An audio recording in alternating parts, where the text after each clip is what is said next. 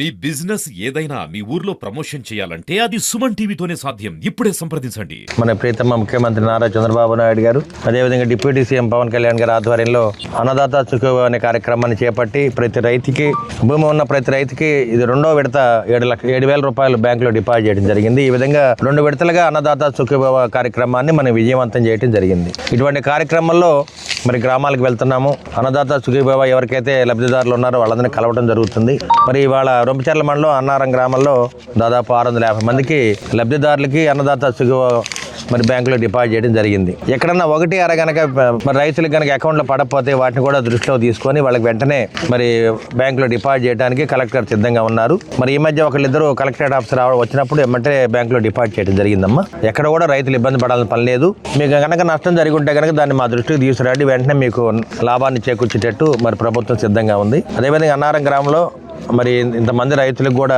అన్నదాత సుఖీభవ బ్యాంకులో పట్టడం జరిగింది.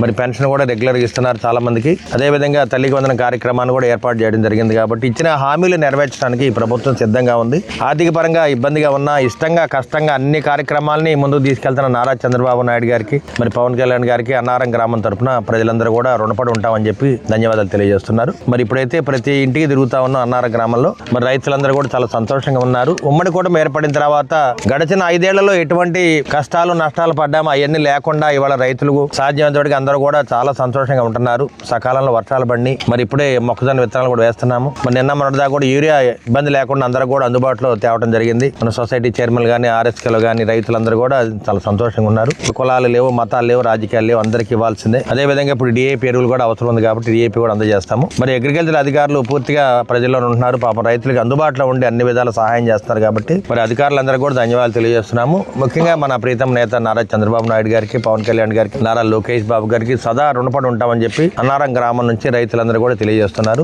దీన్ని ప్రభుత్వాన్ని దృష్టికి తీసుకెళ్తున్నాం.